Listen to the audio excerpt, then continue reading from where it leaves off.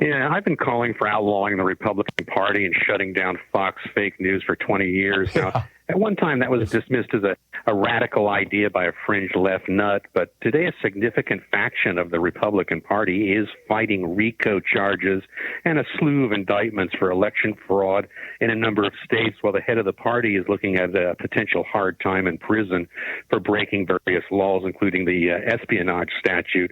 But there are basically two types of people in the world. We've got people with a conscience, and we have people without a conscience.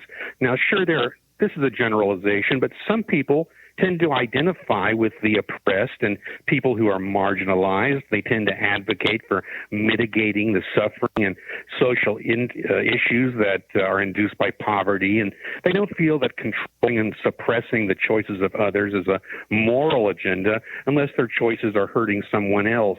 In other words, they tend to think that government should not be in the business of litigating personal choices, and that includes a woman's personal choice to give birth. These people tend to gravitate towards the Democratic Party. The type of person who tends to identify with the Republican Party has no problem with exerting government control in all types of contexts unless their own privileges are questioned or they can't have their own way, especially during an election. But the thing is, they always want rights and privileges for themselves that they refuse to concede to others. And they want the government to get involved to force their agenda down your throat if you don't like it. In fact, in some states like Florida, they've even made it illegal for companies to boycott Israel, and they're getting ready to start cracking down on the college students even as I speak. They never have a problem with our military or some country run by a brutal fascist racist thug invading and occupying another land, whether it's Putin or Netanyahu doing it.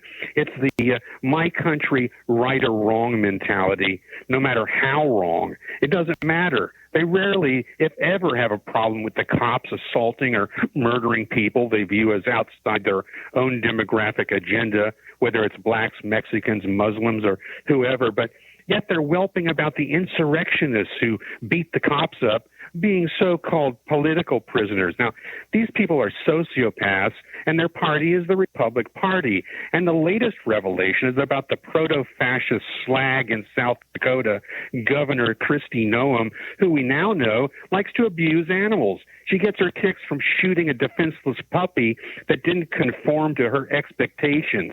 She claimed the puppy had behavioral problems. And doesn't that pretty much say it all, Tom, about these people? One thing a lot of psychologists observe is that animal abusers do what they do for one main reason. It's because they can't get away with doing it to a human being yet. They simply haven't graduated to human beings yet. But Trump is working on that with his insane claims to 100% immunity for any crime he cares to commit. Isn't the problem obvious? I mean, I think so. The problem is the type of personality that you find in the Republican Party. It's not a political party. It's a psychiatric diagnosis. Yeah. I'll go along with that, Paul. Pretty good rant. Nonstop 4 minutes.